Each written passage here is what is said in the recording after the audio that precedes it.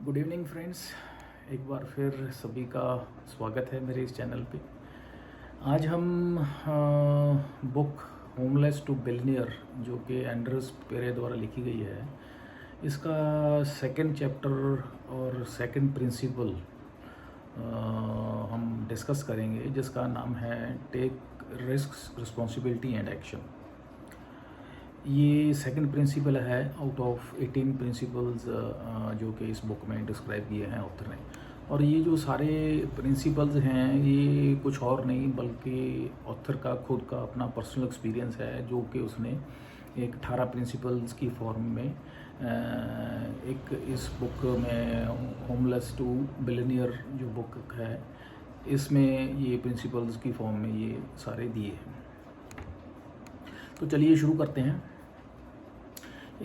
Boxer Mohammad Ali की एक कहावत है कि उसने कहा था कि जो इंसान रिस्क नहीं ले सकता वो ज़िंदगी में कुछ प्राप्त नहीं कर सकता।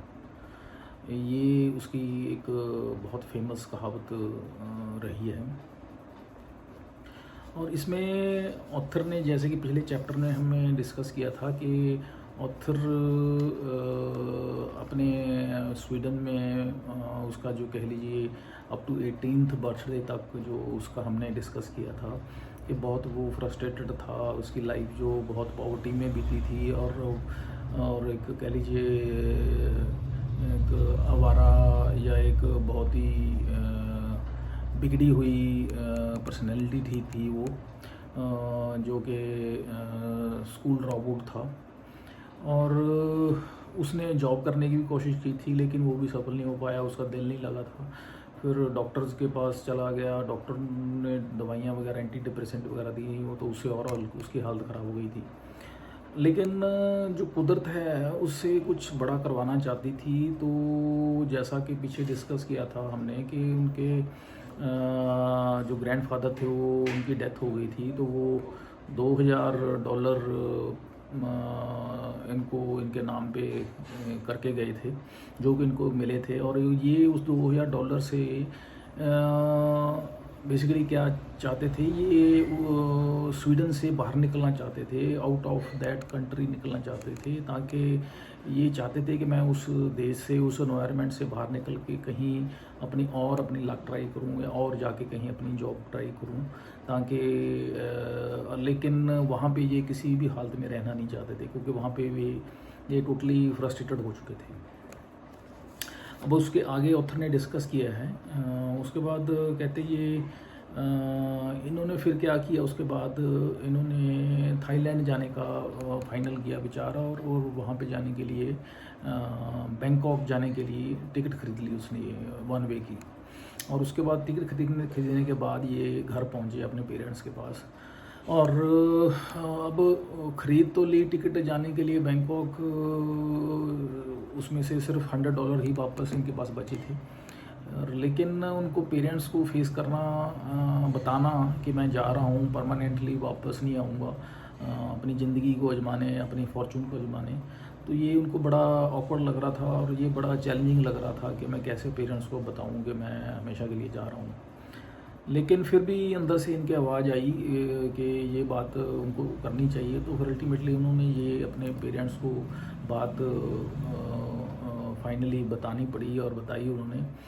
तब इनकी मदर ने इनको कहा कि ठीक है बेटा, तुम जाओ अपनी किस्मत आजमाओ, अगर सक्सेसफुल हो गए तो बहुत अच्छी बात है, नहीं हुए तो वापस आ सकते हो मेरे पास।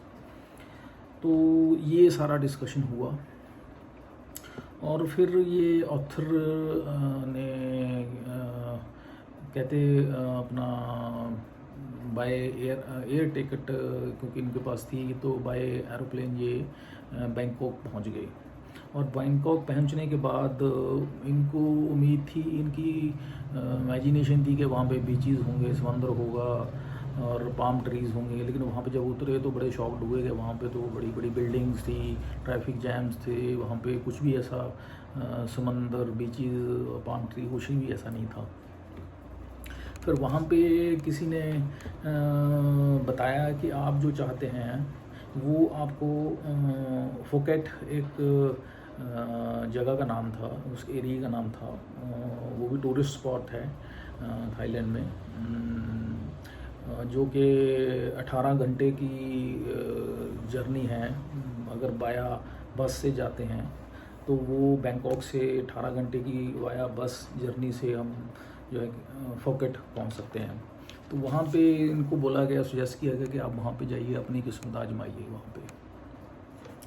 तो फाइनली फिर क्या है, इन्होंने ये जाना तो वाया एरोप्लेन चाहते थे कि मैं वहाँ से चले जाऊँ, पर इनके पास पैसे नहीं थे। तो अल्टीमेटली उन्होंने फिर $40 में अपनी टिकट खरीदी और ये 18 घंटे की जर्नी जो थी वाया बस करने की प्लान किया इन्होंने। लेकिन वहाँ पे एक बड़ी इनके साथ कह लीजिए एक घटना घटी बस स्टैंड पे कि ये पहले पहुँच गए बस जब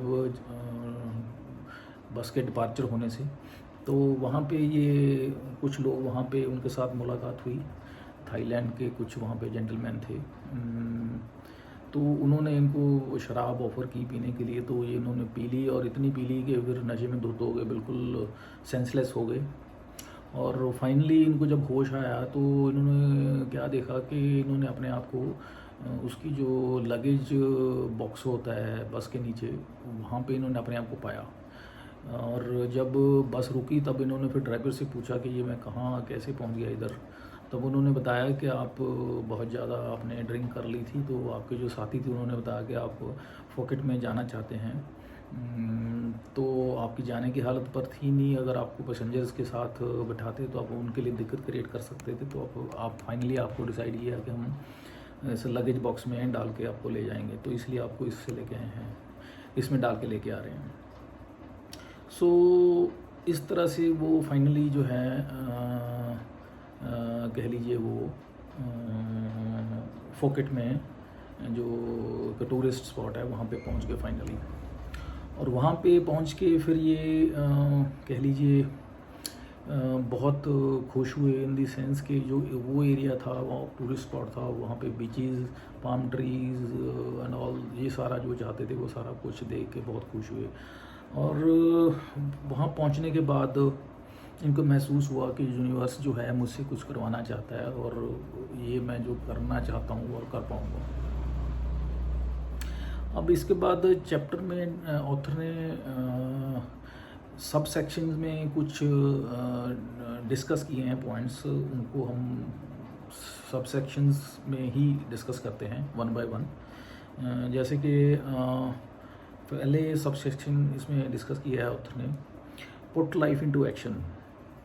इसमें क्या था कि जब ये ऑथर वहाँ पे पहुँच गए फोकेट में, तो वहाँ पे हैरान भी थे, परेशान भी हो रहे थे, क्योंकि उनको इमीडिएटली जॉब चाहिए थी वहाँ पे। और जॉब के लिए फिर इन्होंने क्या किया, वहाँ पे सर्च किया होटल्स वगैरह में जाके कि जॉब मिले। तब इनको, क्योंकि ये 3 लैंग्वेजेस में एक्सपर्ट थे, तो इन्होंने जॉब ट्राई किया। तो अल्टीमेटली फिर इनको एक ट्रायल एम्प्लॉयमेंट मिली, जो कि जिसमें था कि इनको कह लीजिए डिस्ट्रीब्यूट करने थे पैम्पलेट्स ऑफ द होटल्स, जिसमें उनकी क्या क्या सर्विसेज हैं, वो क्या क्या फैसिलिटीज़ प्रोवाइड करते हैं, वो कस्टमर्स को उन्होंने प्रोवाइड करवानी थी, उनको देना था, उनको समझाना था, ताकि वो कस्टमर्स को ल्योर करके होटल्स तक पहुंचा सकें। और उनमें से फिर इनको थोड़ा बहुत जो है कह लीजिए कमीशन के रूप में कुछ कह लीजिए आमदनी होनी थी, और ये इस तरह का थोड़ा इनको काम मिला। हालांकि ये बहुत छोटा काम था और इसमें इनको कमाई बहुत कम हो रही थी, $15 से $30 पर वीक के करीब कमा पा रहे थे। बट ये खुश थे कि इन्होंने स्टार्टिंग अपनी लाइफ की कर ली थी। और इससे वहाँ पे एक ये रूम रेंट पे ले लिया इन्होंने, जिसमें एक बेड था, फैन था और एक वॉशरूम था, और एक वहाँ पे बस अपना कह लीजिए नूडल सूप खाने के लिए इनके पास पैसे थे, बस इतना ही था सब। बट ये वहाँ पे ज़िंदगी स्टार्ट करके खुश थे। सेकंड इसमें जो डिस्कस किया है that is risk and failure. अब वहाँ पे ऑथर ने जब ये स्टार्ट किया तो क्या हो रहा था, वहाँ पे जो करेंसी है वो बाट्स में चलती है थाईलैंड में। तो ये पर डे 100 बाट्स कमा पा रहे थे, जिसमें से 30 बाट्स जो हैं ये नूडल सूप में खाने के लिए यूज़ हो जाते थे। 50 बाट्स जो थे इनके जो रेंटेड इनके पास व्हीकल था उसके फ्यूल के लिए यूज़ होते थे। 20 जो बाट्स थे वो इनके फ़ोन को रिचार्ज करने के लिए यूज़ करने के लिए डेली बेसिस पे हो जाता, यानी कि 100 के 100 इनके जो बाट्स थे वो यूज़ हो जाते थे। जितने कमाते थे उतने यूज़ हो जाते थे और इनको रेंट देने के लिए कुछ भी बचता नहीं था। और इनको एक फिर गलत कह लीजिए कंपनी में पड़ गए और ड्रिंक करने की आदत पड़ गई। और इन्होंने फिर धीरे धीरे क्या है ये रेंट के पैसे देने स्किप करना शुरू कर दिए और लोगों से उधार लेना शुरू कर दिया। तो अल्टीमेटली इनके हालात ऐसे हो गए, ये बिल्कुल कर्जे में डूब गए। और फाइनली क्या है कि फिर इनको जहाँ पे ये रह रहे थे वहाँ से इनको पुलिस आई और वहाँ से निकाल के बाहर फेंक दिया। और फिर ये अल्टीमेटली क्या था, जो ये आइलैंड था इनमें काफ़ी सारी बीचेस थी जैसे पहले बताया।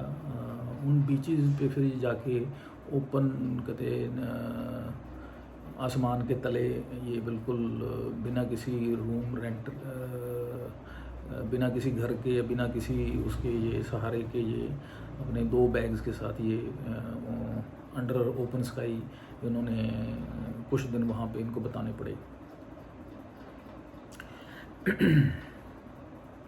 लाइफ में कहते जो फेलियर है वो लीड करता है हार्डनिंग ऑफ स्पिरिट को, और इससे हमें लेसन्स लर्न होते हैं काफ़ी ज़िंदगी में। और इसके बाद फिर जब लेसन्स जो होते हैं वो लीड करते हैं सक्सेस को, क्योंकि लेसन्स जब बंदा सीखता है तो फिर उसको पता चलता है कि क्या करना है, कैसे करना है, और फाइनली वो उस रास्ते पे चलता है जो कि सक्सेस को लीड करता है। इसके बाद नेक्स्ट सब सेक्शन जो डिस्कस किया ऑथर ने वो है टेक एक्शन। लोग जो हैं फेलियर से डरते हैं, और जो इस फेलियर से डरते हैं तो अपने जो ड्रीम्स उनके कुछ पाने के लाइफ में होते हैं वो उनको कंप्लीट नहीं करते हैं, उनसे डरते हैं कि कहीं फेल ना हो जाएं ज़िंदगी में। और इंटरेस्टिंग फैक्ट ये है कि लोग तब क्विट करते हैं जबकि वो सक्सेस के बिल्कुल पास पहुंचने वाले होते हैं। उनको पता नहीं होता कि सक्सेस कितनी पास है उनके, बट अनफॉर्चुनेटली जब वो बिल्कुल सक्सेस के पास पहुंच जाते हैं उनको पता नहीं होता, तब जाके वो क्विट कर जाते हैं। This is the unfortunate part of this. So जो फेलियर और सेटबैक्स हैं इनको एक कह लीजिए लर्निंग अपॉर्चुनिटी मानना चाहिए, इंस्टेड ऑफ के फेलियर सेटबैक्स मिले अब उनको एक परमानेंट फेलियर मान के आप क्विट कर जाएं और फाइनली जो है अनसक्सेसफुल हो के पॉवर्टी में जिए आप। अगर आप इसको क्विट नहीं करते हैं और परसिस्टेंटली एफर्ट्स करते रहते हैं तो डेफिनेटली आप सक्सेसफुल होंगे, उसमें आपको कोई रोक नहीं सकता है। और इसमें ऑथर ने कहा है कि ऑथर खुद पहले जो उसके 20 आइडियाज़ थे या 20 उसके जो एंडेवर्स थे सक्सेस को प्राप्त करने के, वो फेल हुए थे।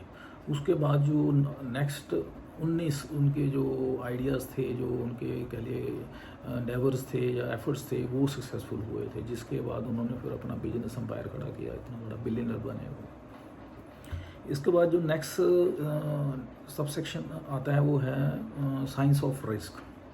इसमें ऑथर कहते हैं कि जो रिस्क है उसकी सिंपल असेसमेंट अगर हम करते हैं तो उसमें क्या क्या पॉइंट्स का ध्यान रखना चाहिए, वो कौन कौन से हैं। उसमें पहला है कि आपका ब्रेन जो है वो कैसे परसीव करता है रिस्क को, लॉजिकली और इमोशनली, ये देखना चाहिए। दूसरा है कि अपने आप को रिमाइंड कराना चाहिए कि जो रिस्क टेकिंग एबिलिटी है, अगर रिस्क लेता है इंसान तो उससे एंग्जाइटी उसकी दूर होती है। तीसरा है कि अगर रिस्क टेकिंग एबिलिटी इंसान में है तो इसमें क्या है कि उसका सेल्फ कॉन्फिडेंस बढ़ता है और आगे वो धीरे धीरे जो है इनिशिएटिव लेता है और फाइनली जो है किसी ना किसी एंडेवर में सक्सेसफुल हो ही जाता है। और डिसीजन मेकिंग जो है आपके ब्रेन में, इसमें दो तरह के सेल होते हैं। और ये जो हैं, एक तो एक्साइटेटरी सेल होते हैं, दूसरे इनहिबिटरी सेल्स होते हैं। ये जो एक्साइटेटरी सेल्स हैं 80% ऑफ द वॉल्यूम कह लीजिए ब्रेन सेल्स होते हैं, और ये जो इनहिबिटरी सेल्स हैं ये 20% पाए जाते हैं। और जितने भी यंग बच्चे या यंग जनरेशन के लोग हैं वो बहुत जल्दी कह लीजिए लाइफ में अपने क्विक डिसीजन लेते हैं। वो इसीलिए लेते हैं, उनके जो है कह लीजिए कोई मेंटल ब्लॉक नहीं होता, कोई mental block in the sense कि उनके पास कोई उनको हिच नहीं होती नई नई चीज़ों को एक्सप्लोर करने की। वो चाहते हैं कि नई चीज़ों को एक्सपेरिमेंट करें, तो इसलिए वो रिस्क टेकिंग एबिलिटी ज़्यादा होने की वजह से वो जो है उनमें ये जो है कैपेबिलिटी ज़्यादा होती है। और ये जो बट दूसरे केस में जो है इनहिबिटरी सेल्स जो हैं, इसमें लोगों के पास क्या है कि with due course of experience जो है उनकी एक हिच क्रिएट हो जाती है। वो एक्सपेरिमेंट नहीं करते हैं, और जो एक्सपीरियंस है वो हिंड्रेंस क्रिएट करता है उनको, और फिर वो है कैलकुलेटर रिस्क लेने शुरू कर देते हैं, और ये डिसीजन मेकिंग में फिर हिंड्रेंस क्रिएट करते हैं। नेक्स्ट सब सेक्शन जो है वो डिस्कस किया ऑथर ने, वो है art of risk taking. Risk taking जो है ये कॉन्शियस भी होती है, अनकॉन्शियस भी होती है। अगर अनकॉन्शियस होती है तो उस केस में क्या होता है कि you are not aware of the threats, कि आपको क्या क्या थ्रेट्स हैं एक्सटर्नली। और जो मोशंस जो हैं वो आपकी रैशनल थिंकिंग को रिड्यूस भी कर सकते हैं या प्रमोट भी कर सकते हैं। और जो लोग सोशल होते हैं, अग्रेसिव होते हैं, इम्पल्सिव होते हैं, वो जो है उनकी रिस्क टेकिंग एबिलिटी सबसे ज़्यादा पाई गई है। और आपकी रिस्क टेकिंग एबिलिटी ये भी शो करती है कि आप कितने पैशनेट हैं किसी काम को करने के प्रति या किसी चीज़ को प्राप्त करने के प्रति। और जितने आप ज़्यादा पैशनेट होंगे किसी चीज़ को प्राप्त करने के लिए या किसी को अचीव करने के लिए, उतना आपकी रिस्क टेकिंग एबिलिटी ज़्यादा होगी। और ह्यूमन ब्रेन जो है इसकी खासियत है, ये जो कह लीजिए ये सीखता है कोई भी चीज़ को by hit and trial method, या उसको कहते हैं कि एरर बेस्ड लर्निंग कहते हैं उसको। उस तरीके से ये इसकी लर्निंग या कह लीजिए एक्सपेरिमेंट करके लर्निंग की इसकी एक खासियत है। इसमें एक एग्जांपल दी है ऑथर ने। एक जेंटलमैन हुए हैं स्टीव ब्लैंक करके, वो सीईओ थे एक कंपनी के, वो थी रॉकेट साइंस गेम। ये एक वीडियो गेम कंपनी थी, उसके उन्होंने क्या किया, रेवोल्यूशनाइज करना चाहते थे ये वीडियो गेम्स को ऑल ओवर वर्ल्ड। लेकिन इस चक्कर में रिस्क लिया है इन्होंने, और 35 मिलियन डॉलर्स ये उस ट्रायल में, उस एक्सपेरिमेंट में लॉस कर गए। बट ये इन्होंने हार नहीं मानी और इन्होंने पीछे नहीं हटे, इन्होंने रिस्क फिर दोबारा लिया, और इन्होंने एक एपिफनी करके कंपनी और खड़ी कर दी, और जिसमें उन्होंने इतना प्रॉफिट गेन किया कि जो भी स्टॉक होल्डर्स थे उनमें हर एक को $1 बिलियन आया उनके अकाउंट में। सो दिस इज एग्जाम्पल कि जो है रिस्क टेकिंग एबिलिटी अगर परसिस्टेंटली कोई भी दिखाता है, उसमें ट्रेड होता है, तो उसको कैसे उसकी कह लीजिए इन द लॉन्ग रन उसको कैसे बेनिफिट होता है।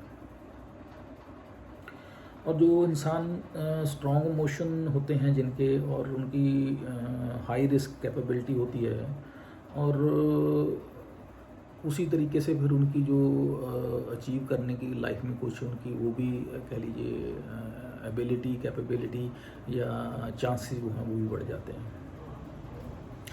नेक्स्ट सब सेक्शन इसमें ऑथर ने डिस्कस किया है, that is create happiness and confidence. इसमें क्या है कि हम जो इंसान हैं वो रिस्पॉन्सिबिलिटी जो है लेना, उसको बड़ा कई बार एम्बैरसिंग या पेनफुल या एक कॉस्टली फेयर मानते हैं। लेकिन साथ साथ में कई बार ये हमको एक तरह से कह लीजिए एम्पावरिंग भी करती है, अगर हम रिस्पॉन्सिबिलिटी को एक्सेप्ट करते हैं। और अगर आप रिस्पॉन्सिबिलिटी को एक्सेप्ट करते हैं तो आप इससे कह लीजिए आप एक हैप्पी मोड में भी रहते हैं, आप ब्लेम गेम में नहीं पड़ते हैं।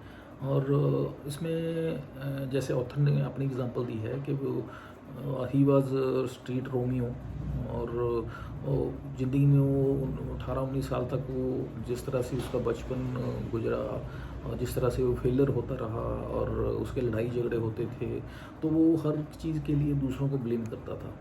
और यहाँ तक कि जब वो जॉब में आया तब भी वो उसने जॉब क्विट कर दी, तब उसके लिए भी वो अपने मैनेजर को ही उसका जिम्मेवार ठहरा रहा था, ब्लेम कर रहा था। तो इसमें बात ये कही गई है कि अगर इंस्टेड ऑफ दैट ऑथर ये इस चीज़ को एक्सेप्ट करता, रिस्पॉन्सिबिलिटी वो अपने आप पे खुद पे लेता या एक्सेप्ट करता इस चीज़ को कि उसकी गलती है, इन द सेंस कि ये सोचता कि उसके मैनेजर ने उसको क्विट कर दिया, अच्छा हुआ वो इसलिए क्योंकि उसने उसको एक मौका दिया है ताकि वो अपने लिए एक सूटेबल जॉब ढूंढ सके, सूटेबल काम कर सके जो उसके इंटरेस्ट के अकॉर्डिंगली हो, क्योंकि जो वो कर रहा था वो उसके इंटरेस्ट में, उसमें उसका इंटरेस्ट नहीं था। जैसे उसने खुद कहा था कि वो जॉब कर रहा था उसमें, लेकिन उसका मन नहीं लग रहा था। सो इस तरह से जो रिस्पॉन्सिबिलिटी अगर हम लेते हैं तो उसका बेनिफिट भी होता है। नेक्स्ट सब सेक्शन जो डिस्कस किया है वो है mental control leads to confidence. इसमें क्या है कि जैसे एक चाइल्ड है वो इमेजिन नहीं कर सकता कि एक जैसे अडल्ट पर्सन कैसे सोचता है। एक चाइल्ड की जो इमेजिनेशन है या उसका थॉट प्रोसेस है वो एक अडल्ट की इमेजिनेशन थॉट प्रोसेस के साथ मैच नहीं करता है। सो उसी तरह से जो है एक जो इंसान कह लीजिए एक हार्डशिप को, एक मेहनत को एक अगर स्टेपिंग स्टोन नहीं मानता है किसी चीज़ को अचीव करने के लिए या हैप्पीनेस को अचीव करने के लिए, तो वो ज़िंदगी में कभी भी कुछ अच्छा प्राप्त नहीं कर सकता, कभी वो हैप्पी नहीं हो सकता। मेहनत तो उसको करनी ही पड़ेगी और ये इसमें स्टेपिंग स्टोन उसको मानना ही पड़ेगा अचीव करने के लिए। इसी तरह से एबिलिटी अगर इंसान में है इमोशंस को कंट्रोल करने के लिए तो वो अपनी लाइफ को सुधार सकता है। और इसको उसने ऑथर ने इक्विवेलेंट या इसको पैरेलल माना है अपने जैसे मसल बिल्ड करते हैं, जैसे हम मसल को बिल्ड कर सकते हैं उसी तरह से हम अपने जो है अपने मसल को बिल्ड करना उसके कंट्रोल में होता है। उसी तरह से जो है इमोशंस को भी इंसान अपने कंट्रोल में कर सकता है एट हिज और हर कह लीजिए विल पावर। और कहते जैसे अगर कोई आप होटल में जाते हैं, कोई वेटर आपसे रूडली बिहेव करता है और आप पे से बाहर हो जाते हैं और भी आप भी उल्टा उसके साथ रिएक्ट करते हैं उसके और गलत मिसबिहेव करते हैं, तो कहते फिर उसका तो कोई फ़ायदा नहीं है। इन द सेंस कि अगर कोई आपका रिलेटिव आपके एक हफ्ते के लिए आपके घर में रहने के लिए आता है और वो उससे भी ज़्यादा बदतमीज होता है, तो कहने का मतलब ये चाहता है कि ऑथर के अगर आप दूसरों के बिहेवियर से इतना जल्दी इफ़ेक्टिव हो जाते हैं और इमोशनली ड्रेन आउट हो जाते हैं या इन्फ्लुएंस हो जाते हैं या स्वे ऑफ हो जाते हैं दूसरों के इमोशंस की वजह से, तो आप ज़िंदगी में सफल नहीं हो सकते हैं। आपको अपने इमोशंस पे कंट्रोल रखना होगा, कंट्रोल रखना चाहिए, और वो आप अपने विल के थ्रू अपनी विल पावर से वो कर सकते हैं और आपको करना भी पड़ेगा। और ये जो विलिंगनेस टू एक्सेप्ट, ये जो इसकी एक इसको आप कैसे कर सकते हैं, और ये जो आप हैप्पीनेस जो है इसको प्राप्त करने का एक तरीका ऑथर ने बताया है कि जो भी आपको आपकी लाइफ में हो रहा है उसको आप एक्सेप्ट करना सीखिए। जो भी आपकी लाइफ में जैसे भी हो रहा है उसको एज सच एक्सेप्ट करना सीखे, तो आप अपनी लाइफ में हैप्पी रहेंगे, कभी भी आपको निराशा नहीं होगी। क्योंकि अगर आप इस तरीके से चलते हैं तो आप कह लीजिए नेचर के फ्लो में, या नेचर जो चाहता है उसी के हिसाब से चल रहे हैं, उसी की फ्लो में चल रहे हैं। वो कहावत है कि आप अगर पानी के फ्लो के साथ चलेंगे तो आपको दिक्कत नहीं आएगी, लेकिन अगर आप फ्लो के उल्ट चलने की कोशिश करेंगे, रेजिस्टेंस आपको आएगी, दिक्कत आएगी आपको। तो आप फ्लो के साथ चलिए। तो उसमें और इसमें एक बात और कही है कि इसमें आप जैसे आपके रिलेटिव्स हैं, आपके कुछ जिनका बिहेवियर अच्छा नहीं है, या टॉक्सिक बॉसेस हैं, या कोलीग्स हैं, या समाज में ऐसे बंदे हैं जिनको मतलब आप कहते हैं कि एम्बैरेसिंग हैं, जिनके साथ अनबिरेबल हैं सो कॉल्ड, तो आपको उनको एक्सेप्ट करना चाहिए इंस्टेड ऑफ अवॉइडिंग दैट, ताकि आपके साथ वो एक टॉलरेंस या एक पेशेंस का ट्रेट डेवलप हो। और ये जो पर्सनल रिस्पॉन्सिबिलिटी जो है हैप्पीनेस की, ये जो है आपके अंदर से ही डेवलप होती है।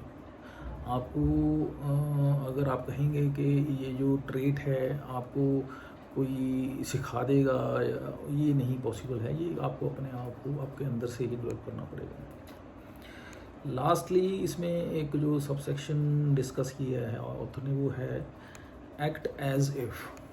एक जेंटलमैन हुए हैं विलियम जेम्स, उन्होंने एक बात कही है, वो ये है कि it's not our feelings that guides our actions, it's not feeling that guides our actions. मतलब जो हमारे जो फीलिंग्स हैं वो हमारे एक्शंस को डिसाइड नहीं करते हैं। जैसे कि